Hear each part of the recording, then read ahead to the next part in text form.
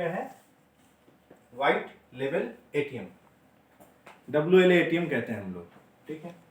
तो हमारे पास पहला क्वेश्चन क्या आता है, what is WLA ATM? WLA ATM क्या होता है? तो हम इसको व्हाइट लेवल बोलते हैं, मतलब इसमें कुछ क्या मतलब है, इसको व्हाइट लेवल क्यों कहते हैं? तो इसको क्लियर होने के लिए हम लोगों को ये चीज जानना जरूरी है। क्या चीज जानना जरूरी है? हम लोग इतने दिन जानते थे कि जो एटीएम है वो हम बैंक प्रोवाइड करते हैं, ठीक है, मान लेते हैं बैंक प्रोवाइड करते हैं। फॉर एन एग्जाम्पल, मैं कोई एक्स बैंक लेता हूं, एक्स को एक बैंक का नेम है, एक बैंक है, ठीक है।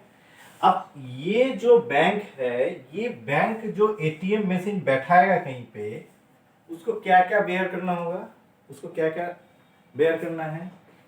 समझ लीजिए एक्स एक बैंक है, उसको क्या क्या बेयर करना है? उस रूम का जो रेंट होगा, रूम रेंट कौन बेयर करेगा? वही बैंक बेयर करेगा, ये बैंक बेयर करेगा रूम रेंट को। दूसरा जो इलेक्ट्रिसिटी है, जितना भी इलेक्ट्रिसिटी का खर्चा होगा वो भी बैंक बेयर करेगा, करेगा ना? जिसका रूम है वो तो बेयर नहीं करेगा, ठीक है। तीसरा चीज है, जो इसमें जो फंड है एटीएम मशीन के अंदर, जो पैसा डाला जाएगा, जो पैसे होंगे, वो कौन बेयर करेगा? कैश। वो कैश कहां से प्रोवाइड होगा? वो भी बैंक देगा। अब इस एटीएम तक टेक्निकल प्रोडक्ट है, उसमें ट्रांजैक्शन हो रहा है, तो इसका मतलब क्या है? उसमें कुछ इश्यूज भी आ सकता है, प्रॉब्लम भी आ सकता है, कुछ टेक्निकल इशू होंगे, कुछ लिंक का इशू होंगे। ये सब जो इश्यूज हैं उसका भी खर्चा कौन बेयर करेगा? खर्चा टेक्निकल मेंटेनेंस जो है वो भी बैंक बेयर करेगा। तो बैंक जब कहीं पे रूम लेता है, बैंक का खुद का प्रॉपर्टी हुआ तो उसको रेंट नहीं बेयर करना है, पर रूम देना है। एटीएम तो कहीं भी नहीं बैठेगा, एक रूम में बैठेगा, तो रूम देना है। इलेक्ट्रिसिटी बिल बेयर करना है बैंक को इस बॉक्स का कैश को बैंक से अरेंजमेंट करवाना है। और क्या है, टेक्निकल जो इश्यूज होंगे या टेक्निकल प्रॉब्लम्स है उसके सारे चीज को बैंक को ही देखना है। सिंपल। यहाँ पे WLA एटीएम के लिए भी सेम, मैं यहाँ ये बैंक को हटा के किसी एक पर्सन को करता हूं, P मतलब हो गया पर्सन। तो सेम उस पर्सन को भी रूम, इलेक्ट्रिसिटी, थर्ड कैश, और जो टेक्निकल इशू है, मेंटेनेंस है, ये सारी चीजें उनको बेयर करना होगा। इसमें कैश, बैंक अपना जो बैंक का खुद का फंड होगा, उस ब्रांच का फंड होगा, वो फंड वो अपने बैंक के एटीएम बॉक्स में यूज करते हैं। यहाँ पे सेम चीज है, ये जो पर्सन है अपना अर्न किया हुआ पैसा, जो उनके सोर्स ऑफ अर्निंग, जो बिजनेस उन्होंने किया है पास्ट में, अभी कर रहे हैं, उससे जो उनका प्रॉफिट या मुनाफा मिला हुआ है, उस कैश को इस बॉक्स में यूज करेगा। उसी कैश को ये पर्सनल कोई व्यक्ति जिनका खुद का कैश है वो अपने बॉक्स में पैसा रखेगा। तो उनको भी सेम चीज बैंक की तरह, बैंक कहीं पे रेंट पे लेगा तो वो भी रूम लेगा, इनको भी रूम लेना है। अब दोस्त हो सकता है इनका खुद का रूम है तो रेंट नहीं देना होगा, दूसरे का रूम है तो रेंट देगा उस लैंडलॉर्ड को। बैंक के लिए भी सेम है। इलेक्ट्रिसिटी बिल, उसमें जो इलेक्ट्रिसिटी का खर्चा होगा वो बैंक के टाइम पे बैंक खर्चा करता है, इनके टाइम में ये खुद करेगा। कैश प्रोवाइड करता है, बैंक के ब्रांच से पैसा चला जाता है, यहाँ पे खुद के पैसा वो बॉक्स में रखेगा। और टेक्निकल इशू जो बैंक बेयर करता है वहां पे ये भी बेयर करेगा। तो अभी डिफरेंस क्या आया, ये जो बैंक है, बैंक के जगह में मैं एक पर्सन को खड़ा कर दिया बस। बैंक में एक बैंक का लोगो होता है, इसको बैंकिंग एटीएम बोलते हैं, इसीलिए क्या बोलते हैं? Banking ATM. और इसमें कोई बैंक का लोगो नहीं होता है, तो किसी एक WLA एटीएम ऑपरेटर कंपनी के एटीएम के कंपनी प्रोवाइड करता है, वैसे कंपनी का बोर्ड होता है, तो उसको व्हाइट लेवल एटीएम बोलते हैं, उसमें बैंकिंग लेवल नहीं होता है। बाकी का सारे फॉर्मूला है जो बैंक के लिए लागू है, सेम चीज हमारे WLA एटीएम के लिए भी सेम है। अच्छा, अब बात आता है WLA एटीएम प्रोवाइडर कंपनीज कौन कौन है हमारे पास बहुत सारे WLA कंपनी है। हम लोग रिजर्व बैंक ऑफ इंडिया के साइट में जाएंगे तो वहां पे दिखाई देगा हमारे WLA ATM प्रोवाइडर कंपनीज कौन कौन है, जो किसी पर्सन के इस व्यक्ति को ऑथराइज कर देता है उसके पैसे को ATM बॉक्स में रोल करवाने के लिए, और जो कमीशन इसमें बैंक को मिलता है वही कमीशन इस पर्सन को मिलता है, तो मैक्सिमम कमीशन के लिए उनको एलिजिबल कर देते हैं। ठीक है, तो ऐसे कितने कंपनीज है, हम लोग RBI के साइट में जाएंगे, RBI के साइट में ये सारे कंपनीज मिल जाएंगे। मैं एग्जांपल बता देता हूं, जैसे AGS है, BTI है, हिटाची है, रिद्धि सिद्धि है, टाटा कम्युनिकेशन है, ये बहुत सारे लिस्टेड कंपनी है जो ये ATM machine, white level ATM machine provide करते हैं। ठीक है, अच्छा, तो यहां पे एक सवाल आता है, बैंक में जो रेंट देते हैं वो लैंडलॉर्ड में और ये पर्सन में क्या डिफरेंस है जो WLA ATM ऑपरेशन है। पहला सबसे बड़ा फर्क ये है कि बैंक जहां पे रेंट पे लेगा वहां पे एक फिक्स्ड अमाउंट होगा जो बैंक उनको प्रोवाइड करेगा, बैंक लैंडलॉर्ड को। जो रेंट पे लेगा, समझ लीजिए वो 5,000 रुपए है, ये उनको फिक्स्ड मिलेगा, ये बैंकिंग ATM है। पर बैंक को जो कमीशन मिल रहा है या ट्रांजेक्शन में जो मिला वो फिक्स्ड है। यहां पे मैं बार बार बोल के चल रहा हूं, ये जो बैंक का सबऑर्डिनेट है वो है एक पर्सन, बैंक जो जो काम करता है वही सेम चीज वो कर रहा है। तो मतलब क्या है, ये व्यक्ति को जितना कमीशन है वो 100% कमीशन उसको मिल रहा है। मतलब जहां पे इसको 5,000 मिल रहा था, यहां लगभग उसको 25,000 रुपए, 30,000 रुपए या 50,000 रुपए या 1,00,000 रुपए मिल रहा है।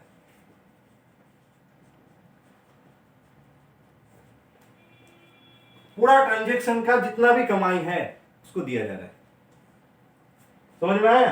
तो एक रेंट ATM में घर पे बैठाने वाले लैंडलॉर्ड से ज्यादा अच्छा होता है एक WLA ATM ऑपरेटर जिसके पास फंड है। जिसके पास फंड नहीं है उसके लिए WLA ATM नहीं है।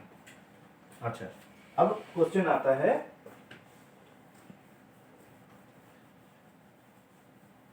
कि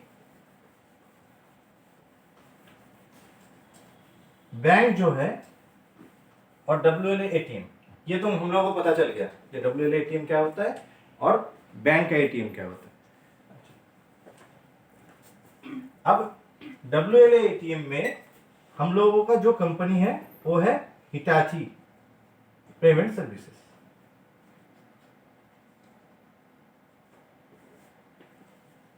अच्छा, पहला पॉइंट आता है WLA को क्यों इंट्रोड्यूस किया, रिजर्व बैंक ऑफ इंडिया ने इसका क्यों परमिशन दिया। हम लोग बहुतों को ये नहीं पता होता कि बहुत सी जगह में हम लोग इंडिया वन का ATM देखते हैं, हिटाची का ATM देखते हैं, कहीं हम लोग AGS का ATM देखते हैं। हम लोगों को लगता है ये कोई प्राइवेटाइजेशन है, ये कोई प्राइवेट ATM है।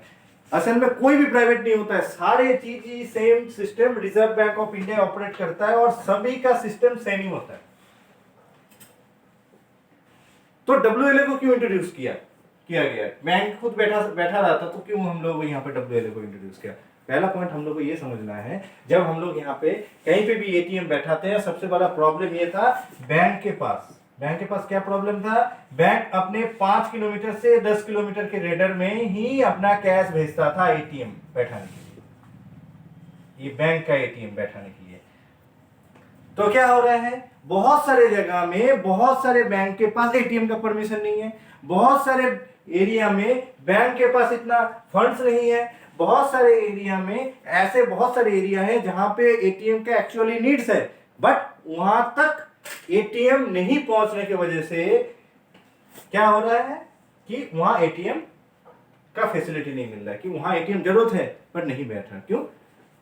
ये 5 और 10 किलोमीटर के क्या कहानी है, ये है कि हम लोग देखते हैं बैंक में हम लोग कोई गाड़ी से उसके पास पैसा जाता है, जैसे CMS, CMC हो गया, AGS हुआ, उनके गाड़ी से उनके पास ट्रेवल करके गाड़ी से उनके घर पे एक कार होता है, वैन होता है, उस वैन से पैसा पहुंचता है। तो उसका तो एक कॉस्टिंग होता है ना, मैं यहाँ से 100 किलोमीटर या 200 किलोमीटर दूर पैसा भेजूंगा तो बैंक को भी देखना है कि मुझे तो उस रूम का रेंट भी देना है, मुझे यहाँ का इसका ट्रेवल कॉस्ट बढ़ गया तो मैं उतना दूर पैसा पहुंचाने में मुझे दिक्कत है। तो वो लोग क्या करते हैं, लिमिटेड ऑफ एरिया को बाउंडेड कर देते हैं, इतने एरिया में मैं इतने एटीएम्स में या एक एटीएम का मैं दाएं बार ले सकता हूं, इससे ऊपर नहीं। अच्छा, आप क्या है एग्जांपल देखिए, एक बैंक है जो 10 किलोमीटर दूर है, उससे 5 किलोमीटर में उसका एटीएम है, और उसमें 20 किलोमीटर के दूर में कोई एटीएम नहीं है। मतलब 5 किलोमीटर, मतलब बैंक से ये 5 किलोमीटर तक का एटीएम है, तो इस एटीएम तक पहुंचने में उसको 15 किलोमीटर तक ट्रैवल करना पड़ेगा इस व्यक्ति को। उसका पैसा निकालना है रात में, तो 15 किलोमीटर उसको ट्रैवल करके उस एटीएम तक पहुंचना है। तो मतलब क्या हुआ, इस व्यक्ति ने 1000 रुपए उठाने के चक्कर में देखा जाएगा कि 50 रुपए 60 रुपए खर्चा कर दिया, ये ना खर्चा हो गया। अब क्या है, ये इसके नियर अबाउट तक कोई एटीएम होता तो ये कॉस्टिंग में बचता, ये 50 रुपए 30 रुपए या जो भी है या 100 रुपए वो बच जाता। तो WLA के इंट्रोड्यूस इसीलिए किया गया है जहां पे और जिस जगह पे एटीएम्स का नीड्स है, जहां पे लग रहा है कि बंदे बाहर जा जाके दूर दूर से एटीएम ऑपरेशन कर रहे हैं, उस एरिया में WLA एटीएम ऑपरेशन होगा। कैसे, वहां पे कोई एक व्यक्ति इसका एक दायित्व लेगा, मतलब रिस्पॉन्सिबिलिटी लेगा, कोई एक पर्सन उसका रिस्पॉन्सिबिलिटी लेगा कि मैं इस एटीएम में पैसा डालूंगा, मेरे पास पैसा है, मेरे पास फंड है, और वो लीगल फंड्स है, मैं अपने बिजनेस से अर्न किया हूं, कोई ब्लैक मनी नहीं है।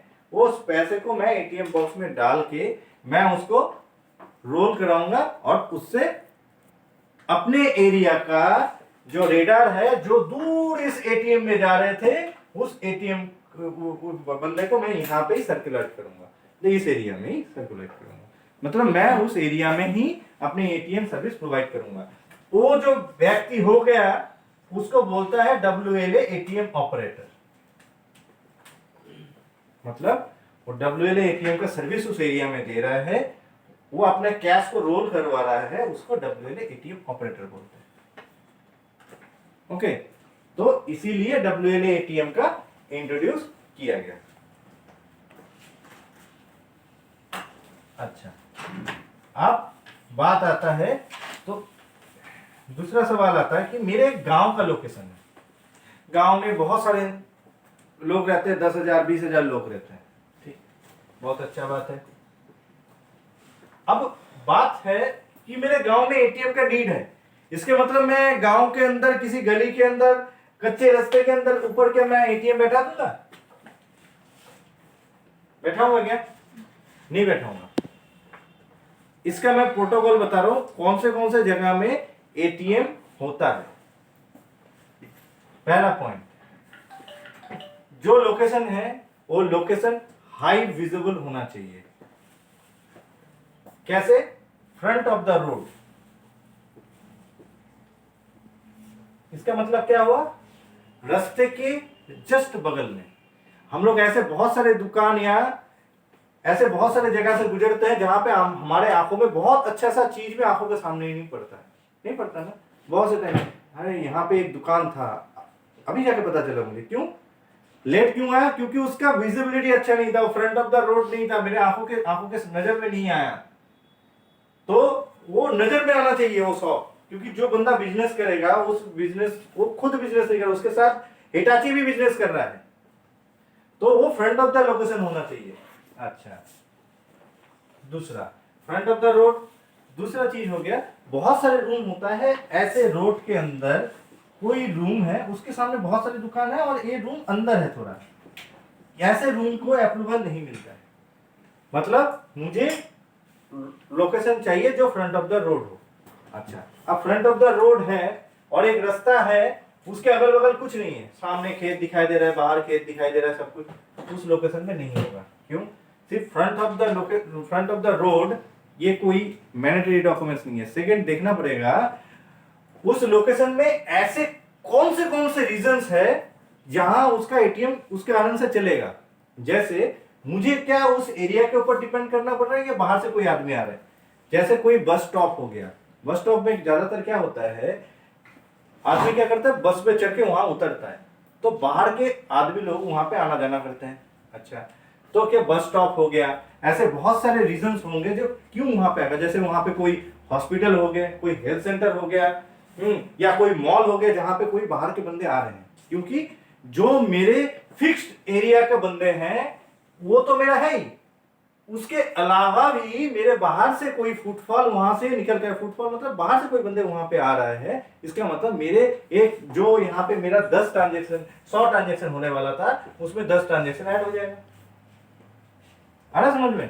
तो front of the road high potential zone, मतलब उसमें मुझे 5 ऐसे कारण दिखाना है जिस कारण से मेरा एटीएम चलेगा। फॉर एन एग्जांपल, मैं एक पान का दुकान खोला, ठीक, मेरे रोड के अंदर नहीं है, अंदर में है कुछ, उसको चलने में बहुत टाइम लगेगा।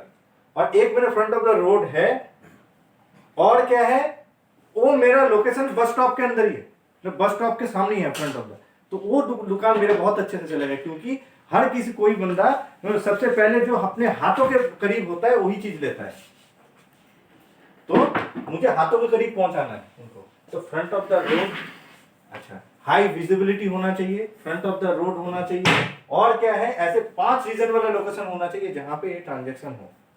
अच्छा, 5 रीजन हो गए। अब मैं थर्ड पॉइंट पे आऊंगा। मेरे ऐसा कोई लोकेशन नहीं होगा जो सब वे में निकल जाए। ये मेन रोड है, ये ज्यादा चलने वाला रोड है। अब एग्जांपल, एक छोटा गली निकलता है, यहां पे मैंने एटीएम शॉप देना चाहता हूं WLA का, यहां नहीं होगा। क्यों नहीं होगा? बात यहां पे देखिए, ज्यादातर इंसान क्या करता है, इधर से इस रोड को यूज करते हैं, बहुत कम इंसान को इस रोड से जाना पड़ता है, ठीक है। तो जब ये वाला रोड, ये जो ये रोड नंबर 1, रोड नंबर 2 से जब कोई आदमी निकलेगा ही नहीं, तब कैसे पता चलेगा वहां पे एटीएम है। तो मतलब इस एटीएम को चलने में बहुत टाइम लगेगा, बहुत को पता ही नहीं होगा। बट मैं ये फ्रंट ऑफ द रोड करता हूं तो इधर वाला आदमी भी इस रोड पे आएगा, ये मेन रोड है, इधर वाली रोड पे आदमी भी इधर घूमेगा। तो मतलब क्या है, ये लोकेशन अप्रूव्ड होगा। तो इस लोकेशन में, तो हम लोगों को एक लोकेशन कैसे है, एक WLA एटीएम का जो लोकेशन होगा, फ्रंट ऑफ द रोड होगा, हाई विजिबिलिटी होगा, और उसमें 5 ऐसे रीजन होना चाहिए जिसके कारण से मेरा एटीएम चले। क्या 5 ऐसे रीजन होगा जो मेरे, मिनिमम 5 ऐसे रीजन होंगे जिसकी वजह से मेरे यहां ट्रांजेक्शन हो। अच्छा, कोई गली के अंदर लोकेशन नहीं होगी। अब ये आ गया जो कौन से लोकेशन होगा और कौन सा लोकेशन नहीं होगा। अब एक क्राइटेरिया है जहां पे हम लोगों का एक्सिस का एटीएम है और वो एटीएम हिटाची का होगा। मैं कोई लोकेशन ढूंढने गया हूं, पता चला उसके 500 मीटर के अंदर में मेरे एक एक्सिस का एटीएम है। चलिए सही है, एक्सिस का एटीएम है। अब मुझे जाके देखना पड़ेगा वो एक्सिस का एटीएम हिटाची का है या नहीं है, क्योंकि उस एटीएम बॉक्स के दाएं तरफ या बाएं तरफ एक हिटाची का स्टिकर लगा हुआ रहेगा। वहां एक्सिस का एटीएम होगा तो 500 मीटर के रेडार में वहां साइट नहीं होगा। सेम आईसीआईसीआई के लिए भी सेम है, और न्यूली ऐड ऑन हुआ है हमारे एसबीआई बैंक। एसबीआई बैंक का एटीएम के ऊपर जिसका आईडी आई से स्टार्ट है, एटीएम आईडी जो आई से स्टार्ट है, उसके भी 500 मीटर के अंदर मैं कोई, वहां पे कोई साइट नहीं होगी। तो मुझे तीनों चीज का ख्याल रखना है। ये सब चीजों का तो ख्याल रखना ही है मुझे, front of the road, market zone, या कोई हाई पोटेंशियल जोन जहां ट्रांजेक्शन होगा, मेन रोड एरिया, और उसके साथ मुझे देखना है कि उसके 500 मीटर के अंदर, कम से कम 500 मीटर के अंदर एक्सिस का एटीएम ना हो, आपके वहां आईसीआईसीआई का एटीएम ना हो, और वहां पे एसबीआई बैंक का एटीएम ना हो जिसका आईडी आई से स्टार्ट है। ठीक है, ये सारे प्रोटोकॉल मैचअप हुआ, तब आया मेरे फोटो खींचने का बारी। अब किसी को लगता है मैं एटीएम बैठाना चाहता हूं, मैं तो ये प्रोटोकॉल्स मैंने देख लिया तब तो मेरे यहां बैठ जाएगा, ये प्रोसेस नहीं है। सबसे पहले क्या होगा, उस लोकेशन का हम फोटोज लेंगे। साइट कोई ऐप है हम लोगों का, साइट क्विस्ट ऐप से हम लोग उस लोकेशन का फोटोज लेंगे। कैसा photo? Front view, opposite view, left view, right view. Right view from the road, मतलब मैं रोड से आऊंगा तो मुझे दूर से उस शॉप को कैसे दिखाई देगा?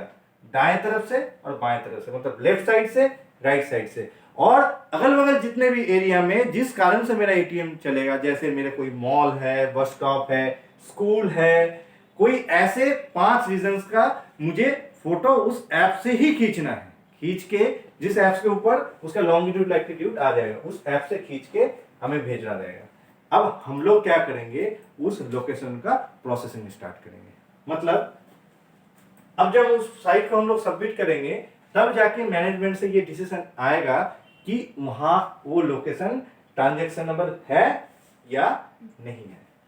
मुझे पता है मेरा location front of the road है, मेरा लोकेशन में 500 मीटर के अंदर एक्सिस आईसीआईसीआई बैंक का हिटाची का दिया हुआ कोई मशीन नहीं है, मेरे वहां एसबीआई के आई से आईडी दिया हुआ मशीन नहीं है, मेरा लोकेशन में बस स्टॉप है। मतलब आप लगभग मान के चलिए 90% उस लोकेशन में अप्रूवल होगा। अब मुझे ये सारे फोटो भेजने के बाद minimum time 2 days, maximum 7 days का देना है, 7 वर्किंग डेज का। उसमें पता चल जाएगा उस लोकेशन को मैनेजमेंट अप्रूवल करता है या नहीं करता है। अब वो मैनेजमेंट अप्रूवल हो गया। अब मैनेजमेंट अप्रूवल हो जाने के बाद उनके पास एक एलओआई पेपर आएगा।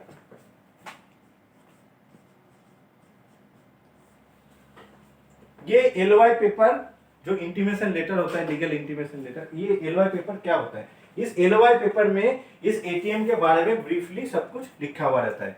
ये एलओआई पेपर जब सबमिट करेगा, उनके वहां पर प्रोजेक्ट वर्क स्टार्ट होगा। प्रोजेक्ट वर्क में उसके घर पे वीसैट घुसेगा, वहां पे उनके पूरे इंटीरियर का काम होगा, पूरा वॉल पुट्टी, कलर, उनका वीसैट लगना, उनका पूरा इलेक्ट्रिक का काम होना, बाहर कांच का गेट लगना, ये लेके सब खर्चा कंपनी बेयर करेगा। उसका काम स्टार्ट हो जाएगा, मशीन घुसेगा, लाइव होगा। अच्छा, ये होता है पूरा प्रोसेस। तो पहले मुझे उस लोकेशन का ये फोटोज चाहिए और लोकेशन मुझे यही प्रोटोकॉल में होना चाहिए। हो गया।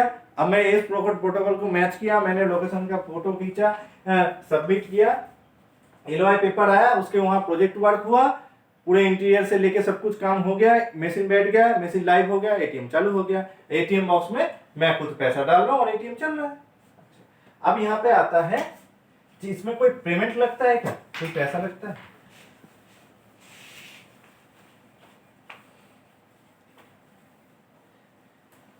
हमारे हिटाची के पास बहुत सारे मॉडल्स हैं, बहुत सारे मॉडल हैं।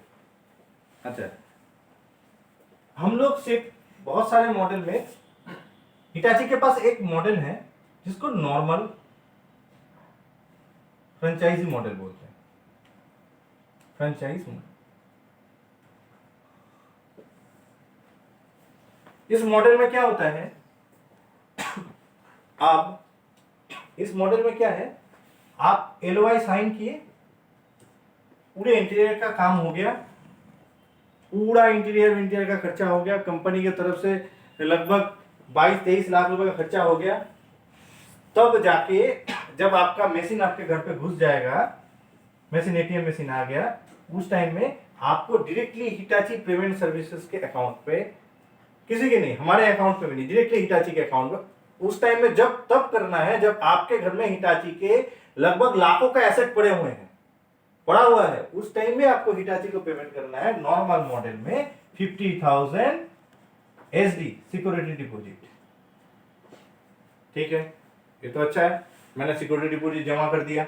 अच्छा, अब तो मेरा एटीएम लाइव हो गया। एटीएम बॉक्स का जो कैश है वो मैं डाल रहा हूं, 4 लाख हो, 5 लाख हो, मैं डाल रहा हूं, कैश रोलिंग हो रहा है, चल रहा है। अच्छा, अब इसमें मुझे कमीशन कैसे मिल रहा था? इसमें कमीशन मिल रहा था मुझे 1 से लेके 1080 तक कैश ट्रांजेक्शन हुए तो मुझे मिलेगा इसमें 14 रुपीज। नॉन कैश ट्रांजेक्शन इसमें मिलेगा हमें 4 रुपया। और 1081 टू एबव जब निकल जाएगा, इसमें ये 14 था, ये घट के हो जाएगा 11 रुपए और ये हो जाएगा 2 रुपए। अच्छा, इस मॉडल को हम लोग क्यों नहीं करते हैं, इसके पीछे सबसे बड़ा कैलकुलेटिव रीजन क्या है? ये फिगर मुझे बहुत अच्छा लग रहा है, ये अच्छा फिगर भी है। किसी कारण से मेरे उस एरिया में 100 ही ट्रांजेक्शन हुआ मंथली, मतलब डेली, तो मतलब 3000 ट्रांजेक्शन हुआ। इस 3000 में 1080 तक तो मुझे 14 मिल रहा है, उसके बाद मुझे 11 मिल रहा है। यहां पे मैं टोटल कैलकुलेशन करूंगा, जितना भी आएगा, इसमें हिटाची क्या करता है, मंथली एक रेंट काटता है, एक्स्ट्रा है ये रेंट, फिक्स्ड फी रेंट और फिक्स्ड फी कितना, 12,500। मतलब आप कमाओ चाहे ना कमाओ, मुझे 12,500 आपको देना ही देना है। किसी कारण से मेरे कहीं पे कुछ प्रॉब्लम्स आता है या मशीन का कुछ इश्यूज होता है कि मेरे कुछ दिन ट्रांजैक्शन लॉस हो रहा, तो मुझे ये 12,500 देना पड़ता। तो क्या है, ये मेरा एक्स्ट्रा हेडेक है। अब मैं 3000 ट्रांजैक्शन को ये 1080 तक का 14 रुपए और उसके बाद का मैं 11 रुपए करता हूं, तो मुझे महीने में लगभग 3000 में लमसम ये 23,000 समथिंग मेरे पास आएगा, 23,000 समथिंग मेरे पास आता है।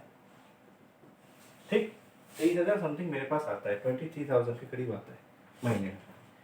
अब इससे ज्यादा ट्रांजैक्शन हुआ तो मेरा मॉडल सही है, बहुत अच्छा है। 12,500 क्या होगा, जो मेरा टोटल ट्रांजैक्शन हुआ उससे मुझे काट लिया, मुझे इतना मिला हाथ में। मतलब मुझे इस पैसे से, मेरे खुद के रूम हुआ तो कोई बात नहीं, दूसरे का रूम हुआ तो एक रेंट देना पड़ेगा, एक इलेक्ट्रिसिटी बिल देना पड़ेगा।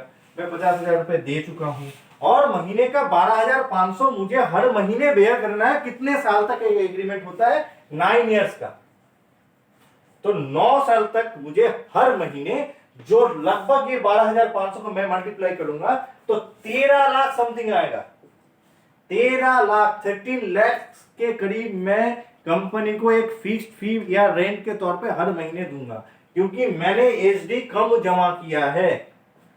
और कंपनी क्यों लेगा, कंपनी इसलिए लेगा क्योंकि कंपनी का उसके घर पे जितने वर्थ का सामान पड़ा हुआ है, उनके जितने एसेट का सामान पड़ा हुआ है, वो एसेट बहुत ज्यादा है, बहुत ज्यादा रुपए का है। वो 50,000 उसके सामने कुछ भी वैल्यू नहीं है, उसके इंटीरियर का खर्चा उससे बहुत ज्यादा है।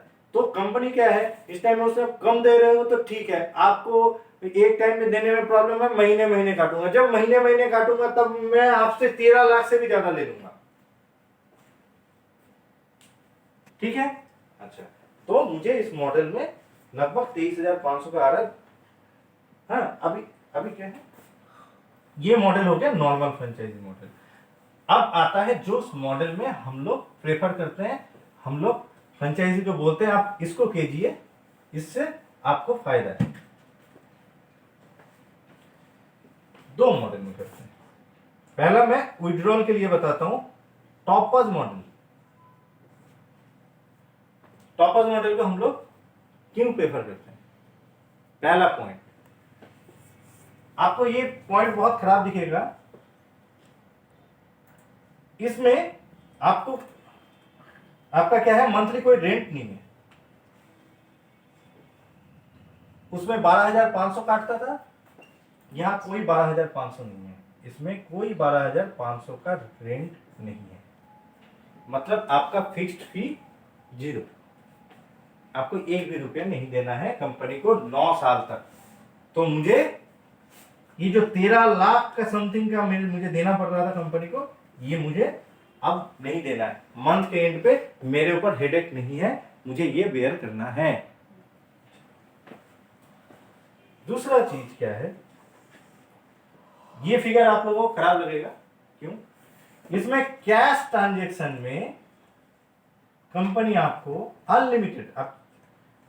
अनलिमिटेड ट्रांजैक्शन हो, मतलब एक बार ट्रांजैक्शन हो, 2 बार ट्रांजैक्शन हो, ऐसे कितने भी ट्रांजैक्शन हो, महीने का फिक्स्ड 8 रुपए 50 पैसे आपको कैश विड्रॉल में मिलेगा। विड्रॉल के लिए आपको 8 रुपए 50 पैसे मिलेगा, नॉन कैश के लिए 2 रुपया। जैसे पिन चेंज हो गया, मिनी स्टेटमेंट हो गया, ये सब नॉन कैश ट्रांजेक्शन में आता है। ये नॉन कैश ट्रांजेक्शन के लिए आपको 2 रुपए, और कैश ट्रांजेक्शन जो होगा, कैश विड्रॉल करेंगे वो, उसके लिए 8.50 रुपए मिलेगा। आप कितने भी ट्रांजेक्शन कीजिए तो 8.50 रुपए मिलेगा। ठीक, अब मैं टोटल कैलकुलेशन में वहीं आता हूं। जैसे मेरा 100 ट्रांजेक्शन डेली हो रहा है और 30 दिन के लिए मेरा 3,000 का ट्रांजेक्शन हुआ। ठीक, 3,000 ट्रांजेक्शन के लिए मैं इसको 8.50 रुपए करूंगा। आप कहीं पे भी इसको टोटल आगे वाले के नॉर्मल फ्रेंचाइजी मॉडल के कैलकुलेशन में 3,000 को कीजिए और टॉपर्स मॉडल के कैलकुलेशन में कीजिए, इसमें आपको 1,500 रुपए ज्यादा मिलेगा, कम नहीं मिलेगा। इस मॉडल में ज्यादा मिलेगा। उल्टा आपको यहाँ पे कोई हेडेक भी नहीं है, आपको महीने में कुछ रेंट नहीं देना, कोई टेंशन नहीं बेयर करना है। अच्छा, अब यहाँ पे क्या है, और एक चीज है, ये आप अनलिमिटेड ट्रांजेक्शन में आपको इतना मिल रहा है। इसमें आपको जो शुरू में हम लोग क्या कर रहे हैं, एक दिमाग में शुरू में जो एटीएम है, एटीएम चालू होने में, देखने में, लोगों को पता होने में एक टेन्योर ऑफ टाइम लग जाता है। 45 डेज से लगभग 3 महीने लग जाता है कि यहाँ पे एक एटीएम है। अब उसको पता होने तक में उस मॉडल में आप 12,500 करके 3 बार दे चुके हैं, और यहाँ पे आपको कुछ नहीं कट रहा है, आपको ट्रांजेक्शन हाई हो रहा है। आपके दिमाग में ये लग रहा है कि मेरे ये बिजनेस प्रॉफिटेबल जगह में है। ये हो गया टॉपर्स मॉडल। अब आता है एमरॉड मॉडल। एमरॉड मॉडल क्या होता है, टॉपर्स और एमरॉड में विड्रॉल प्लस डिपॉजिट होता है। मतलब मुझे इसमें डिपॉजिट वाला ऑप्शन मिलेगा। एक डिपॉजिट में मुझे 8 रुपए मिलेगा, बाकी का सेम है। उसमें एटीएम मशीन से जो विड्रॉल होगा उसमें 8.50 रुपए मिलेंगे, नॉन कैश ट्रांजेक्शन में 2 रुपए मिलेगा। पर जो डिपॉजिट होंगे वो पर डिपॉजिट में 8 रुपीज मिलेगा। कितना बोला? 8 रुपीज मिलेगा। अब बात यहाँ पर, तो मेरे सारे बैंक का यहाँ पे डिपॉजिट होंगे? नहीं होंगे। जो हिटाची के साथ अभी के लिए टाई अप्स हैं, उसी बैंक का यहाँ पे ट्रांजेक्शन अभी होगा। इन फ्यूचर और भी बैंक ऐड होंगे, ऐड होते जा रहे हैं, अभी टाइम टू टाइम हो जाएंगे। हिटाची एक बहुत बड़ा ब्रांड है, आगे के जाके और भी सर्विसेज आएंगे, शायद एसबीआई भी हो जाए, बाकी और भी बैंक हो जाए। बट अभी के लिए जो बैंक है स्मूथली चल रहा है, उसमें one of the top level में आता है यूनियन बैंक। यूनियन बैंक का डिपॉजिट हो रहा है। हम लोग बहुत सारे सोचते हैं कि मेरे पास सारे बैंक का डिपॉजिट आ जाए तो कितना अच्छा होगा, बट इसमें क्या प्रॉब्लम है, हमारे किसी के पास भी इतना टाइम नहीं है। एक एसबीआई का 4 बंदे खड़े हैं, पीछे मेरा पीएनबी का 4 बंदे खड़े हैं, मेरे 100 बंदे का लाइन लग गया एटीएम के बाहर। इतना किसी के पास टाइम नहीं होता। मंदिर में हम लोग लाइन दे सकते हैं, पर हम लोगों के पास इतना टाइम नहीं है। हमारे पास, हम लोग इतना परेशान हैं अपने टाइम को लेके, मुझे अभी 2 मिनट में जमा करना है, ऐसा दिमाग में चलता है। मैं जितना जल्दी वहां से निकलूं, तो इतना टाइम किसी के पास नहीं है। तो अभी जो है वो एनफ है। तो यूनियन बैंक का मेरे पास डिपॉजिट होता है। यूनियन बैंक के साथ और भी बैंक का मार्जअप हुआ है। आंध्रा बैंक का मेरे पास वहां डिपॉजिट हो रहा है, कनाडा बैंक का डिपॉजिट हो रहा है। ये स्मूथ चल रहा है। बाकी आगे और भी बैंक्स है, जो लिस्ट हम लोग प्रोवाइड कर देंगे, उस लिस्टेड बैंक्स का अभी डिपॉजिट स्मूथली चल रहा है। तो पर डिपॉजिट में वो एट ए टाइम जितने भी डिपॉजिट करता है, एट ए टाइम उनका मैक्सिमम 49,900 का डिपॉजिट होता है। इसके इतने डिपॉजिट में उसको 8 रुपए मिलेगा। ठीक, अब कोई आदमी गया उनके एटीएम में जाके 100 रुपए निकाला, तो कितना उसको कमीशन मिलेगा? 8.50 रुपए। अब 1,000 रुपए निकाला तब भी उसको 8.50 रुपए मिलेगा। 10,000 भी निकालेगा तब भी 8.50 रुपए निकलेगा। जब 10,000 भी निकालेगा तब भी 8.50 रुपए। क्यों? हम लोग किसी अदर्स बैंक में जाते हैं तो उसको हम लोग एटीएम से क्या 100 रुपए मेरा मिनिमम निकलता है और 10,000 रुपए मैक्सिमम निकलता है। यही होता है ना। हम लोग एसबीआई बैंक के कार्ड लेके एक्सिस बैंक में गए, तो मुझे जो एसबीआई बैंक हो गया, एक्सिस बैंक के लिए क्या है?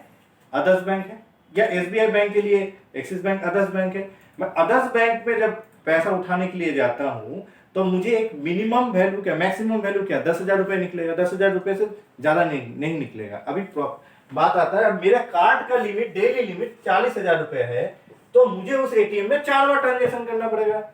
10,000 10,000 10,000, ये होगा ट्रांजेक्शन, ये हो गया टोटल 40,000 मुझे, मैंने एटीएम से निकाला।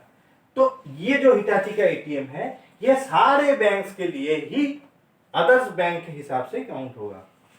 मतलब ये जो एटीएम है, ये सारे बैंक के लिए अदर्स बैंक के एटीएम के हिसाब से काउंट होगा। मतलब मैं एसबीआई बैंक में पैसा उठाने के लिए जाता हूं, तो एसबीआई बैंक का कार्ड लेके जाता हूं तो मुझे 20,000 भी निकल जाता है। बट मैं एसबीआई बैंक का कार्ड लेके एक्सिस बैंक में जाता हूं तो मुझे 10,000 ही निकलता है। तो इसके लिए वही लागू है, ये अदर्स बैंक के एटीएम के हिसाब से काउंट होता है। यहाँ पे आप मैक्सिमम 10,000 रुपए निकाल सकते हो और मिनिमम 100 रुपए निकाल सकते हो। ओके, अच्छा, अभी क्या है समझ लीजिए।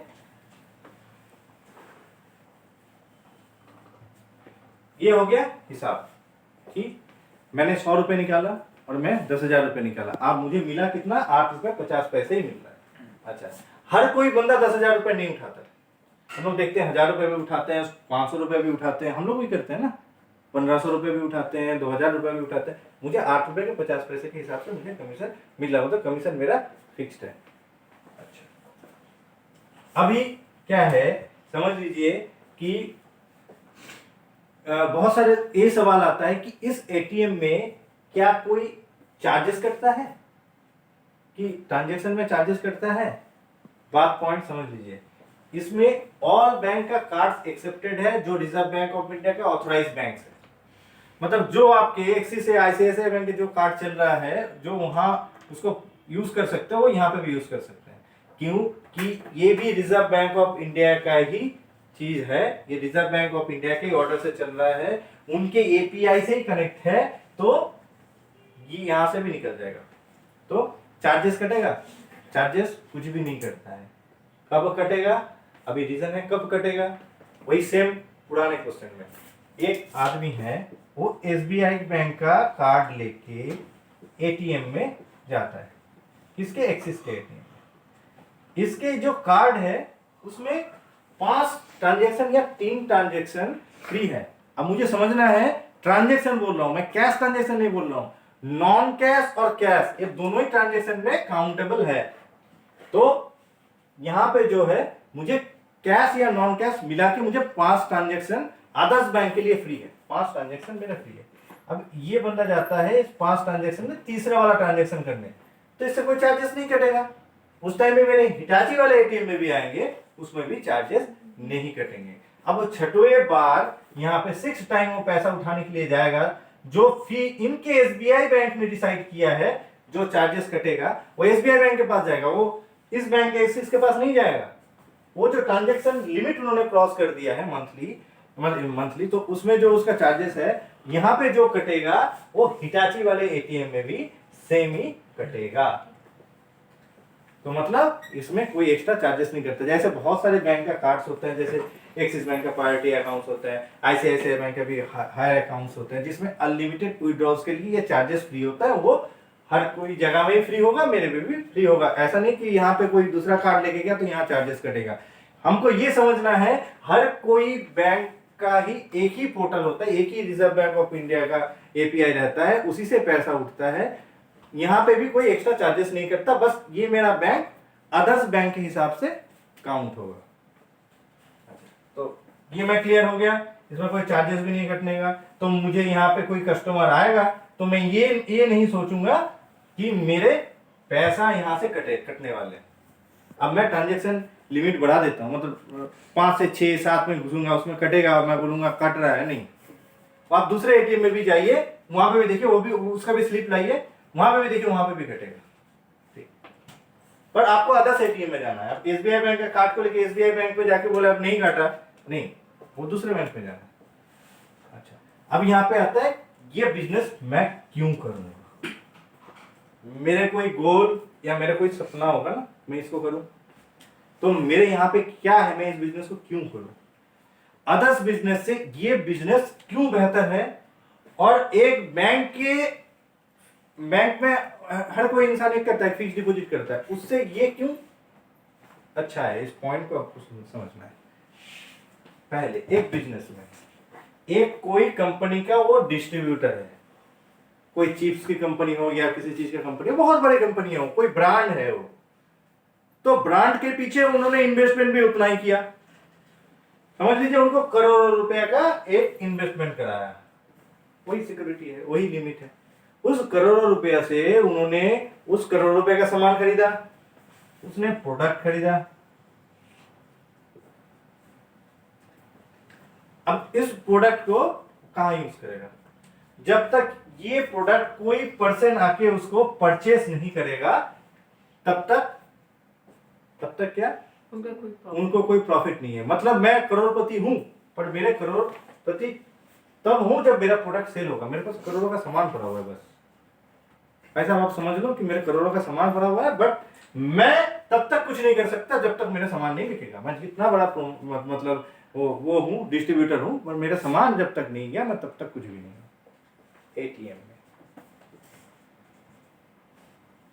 क्या है? प्रोडक्ट क्या है? इसमें प्रोडक्ट है ही तो कैश। जब मेरा प्रोडक्ट है ही कैश तो मुझे टेंशन का क्या मतलब है? मेरे एटीएम में जो बंदे पैसे उठाने के लिए आ रहे हैं उसमें जो अकाउंट लिंक है वो कोई हिटाची का अकाउंट नहीं है, वो उस WLA एटीएम ऑपरेटर, लाइक मैं WLA एटीएम का ऑपरेटर हूं, वो पर्सन हूं। मैंने यूनियन बैंक, यूनाइटेड बैंक हो, यूको बैंक हो या बैंक ऑफ बड़ौदा हो, किसी भी XYZ बैंक में मैंने अपना ही खुद का करंट अकाउंट खोल के रखा है। ठीक, वही मेरे यहां पे लिंक है। तो मतलब कोई बंदा यहां से मेरे इस बॉक्स में 50,000 रुपए है, ये बंदा आया 5,000 रुपए अपने बैंक ऑफ बड़ौदा वाले कार्ड से निकाला, तो इसके अकाउंट से पैसा कट गया, तो पैसा गया कहां? पैसा कटा और इनको कैश में ये 5,000 रुपए मिल गया, तो मेरे बॉक्स में बचा कितना? 45,000। 5,000 निकल गया तो मुझे पैसा नहीं मिलेगा। ये 5,000 रुपए मेरे इस करंट अकाउंट में क्रेडिट हो रहा है। ये कोई हिटाची के करंट अकाउंट में मेरे खुद के नाम पे, मतलब XYZ मेरा जो भी नाम है, मेरे खुद के नाम का ही जो करंट अकाउंट है उसी अकाउंट पे लिंक हो रहा है। उसका कार्ड, उसका अकाउंट, उसका सारे जो अथॉरिटी सब मेरे पास है, तो मेरा टेंशन नहीं है। तो मैं करोड़ों रुपए भी इसमें इन्वेस्ट करता हूं, तो करोड़ों रुपए मेरा कैश के फॉर्म में है, मुझे कभी जरूरत पड़ेगा मैं उसका यूज कर सकता हूं, पर यहां नहीं यूज कर सकता मैं। तो मुझे इस बात का टेंशन हटा देना है कि मैं यहां क्या कर रहा हूं, कि मैं प्रोडक्ट को चेंज करके यहां पे सेल करके कमा रहा हूं, या मैं प्रोडक्ट ही मेरा कैश है उसी से मैं कमा रहा हूं। ठीक, ये हो गया। अब बात आता है कि फिक्स डिपॉजिट से क्यों अच्छा होता है। अच्छा, मैं एग्जांपल पकड़ता हूं, एक 200 ट्रांजैक्शन वाला केस। 6 लाख रुपए मैंने बॉक्स में रखा, रोल करवा रहा हूं, वो पैसा मेरे पास में इन्वेस्ट नहीं है, वो पैसा रोल कर रहा हूं। मैं बैंक पे फिक्स डिपॉजिट में रखता तो बैंक पे रख देता, मैं उसको मुझे मिलता बहुत सालों बाद, मैं उसके बीच में फिक्स डिपॉजिट तोड़ता तो मुझे इंटरेस्ट नहीं मिलता। तो मैं इधर एक कॉलम करता हूं फिक्स डिपॉजिट का। फिक्स डिपॉजिट में 6 लाख का मैं पकड़ के चलता हूं, कन्वर्ट टू 6%, तो मुझे ईयरली कितना मिलेगा? कितना मिलेगा ईयरली? 36,000 रुपए, है ना? 36,000 रुपए मुझे ईयरली मिलेगा। फिक्स डिपॉजिट करता 6 लाख का, या 6 लाख में 200 ट्रांजेक्शन मल्टीप्लाई बाय 30 दिन, 6,000 ट्रांजेक्शन। तो मैं 6,000 ट्रांजेक्शन को 8 रुपए 50 पैसे से करता हूं, कितना आता है? 51,000।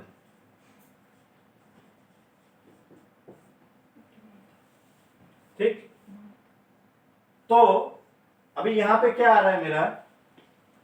ये 51,000 को मैं 12 महीने से मल्टीप्लाई करता हूं, कैलकुलेशन करो कैलकुलेशन निकालो।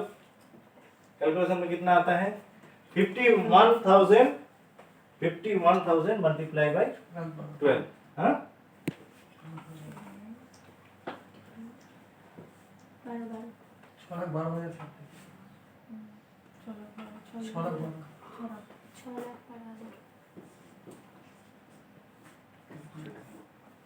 ओके, मैंने बॉक्स में कितना रखा 6 लाख। वो तो अभी भी रोल हो रहा है ईयरली। मैं 100% से ज्यादा उससे निकाल दिया। तो मैं बैंक में एक 6 लाख का एफडी करूं, उससे अच्छा मैं डेली रोलिंग करता हूँ। 12,000 में कॉस्टिंग ही पकड़ देता हूँ। ये जो 100% है, ये 100% मुझे 100% नहीं दे रहा, 80%। बैंक मुझे दे रहा है 6%, इसके 80% पकड़ के चलता हूँ। बैंक से कितना ज्यादा है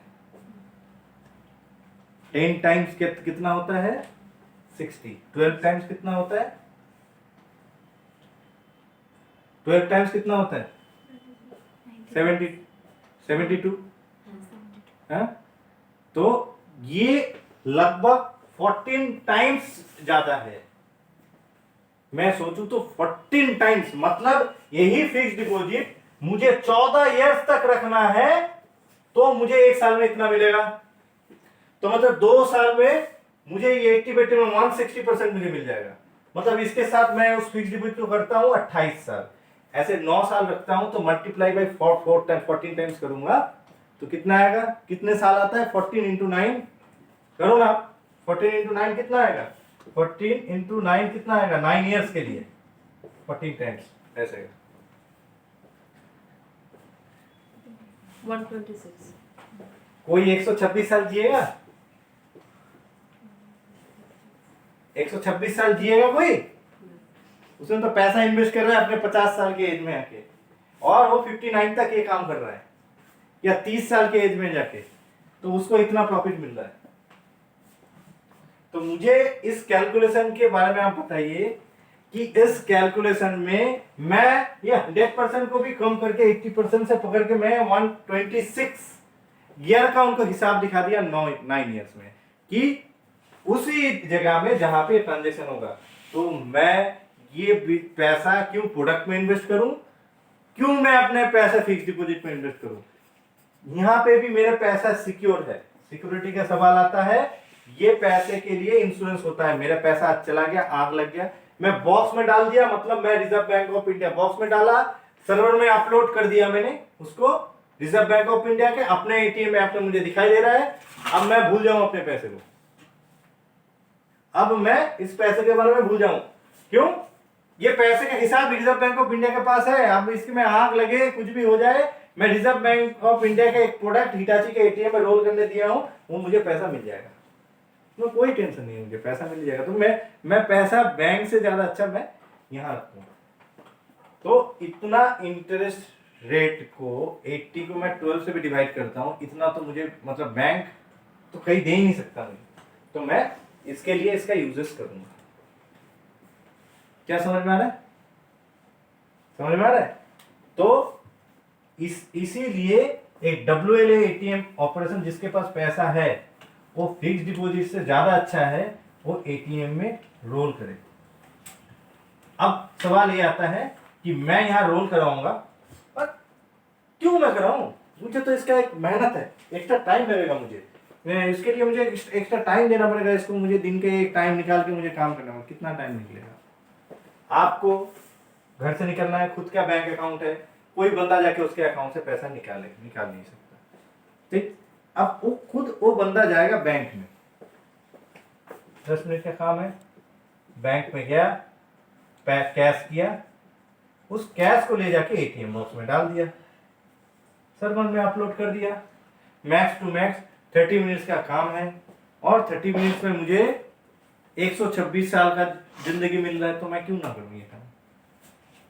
पॉइंट यहाँ पे है, मुझे सिर्फ इतना करना है। मैं अभी यहाँ पे CSP के लिए सोचूं, CSP में मुझे बंदे रखना पड़ेगा, बंदे खड़े होंगे, मुझे उनको स्लिप काट के देना है, मनी ट्रांसफर करना है, ये एटीएम मतलब ऑटोमेटिक टेलर मशीन, ये खुद ये काम आपके लिए करके देगा। तो मुझे इसमें मैन पावर का भी जरूरत नहीं है, मैं अकेला इंसान जा रहा हूँ, आ रहा हूँ, डाल रहा हूँ पैसा, बात खत्म। अब पैसे का इंश्योरेंस भी है, मुझे ये भी टेंशन नहीं कहीं पे भी मेरे पैसे के कुछ चोरी हो जाए, कुछ भी हो जाए, मुझे इसका पैसा पूरा का पूरा मिल जाएगा, तो मुझे टेंशन भी नहीं है। तो मैं क्यों ये बिजनेस ना करूं? मैं, हर कोई इंसान चाहता है अपने जिंदगी में जितने कम टाइम में स्मार्ट वर्क, कितने कम टाइम में, कम टाइम, दिन में 8 घंटे का यूटिलाइज में मैं कितना कम टाइम यूज करके एक बिजनेस करूं जिस बिजनेस से मुझे मैक्सिमम मुनाफा मिले। ये वो बिजनेस है जहां पे आपको मैक्सिमम मुनाफा मिलेगा।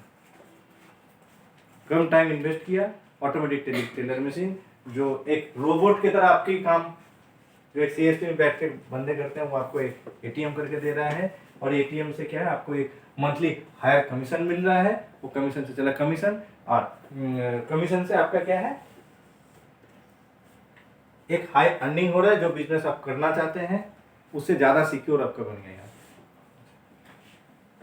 अब यहाँ पे कुछ टेक्निकल प्रोटोकॉल्स है। ये जो एटीएम मशीन होगा, पुराने पॉइंट पे जाता हूं मैं, एटीएम मशीन होगा, उस एटीएम मशीन में क्या लिखा रहेगा, हिटाची पेमेंट सर्विसेज। इसको हिटाची मनी स्पॉट एटीएम बोलते हैं। मैं टॉपअप मॉडल, एंड्रॉइड मॉडल में लेगा, मुझे कुछ प्रोटोकॉल पता होना चाहिए।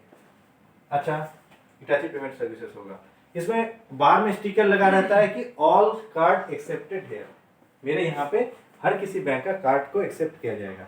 अच्छा, दूसरा चीज क्या होगा, ये जो रूम होगा, इस रूम का पूरा इंटीरियर कंपनी करके देगा, उसके लिए कोई आपके पास से चार्जेस नहीं लिया जाएगा। जैसे वॉल पुट्टी, कलर, इंटीरियर, और क्या बोलते हैं, कांच का गेट होता है, शटर का कलर, बाहर एटीएम का कलर, ये सब कुछ करके देगा। इलेक्ट्रिक का काम सब कुछ करके देगा। अच्छा, आपको इसके लिए क्या क्या मिलेगा, एक एटीएम मशीन मिलेगा,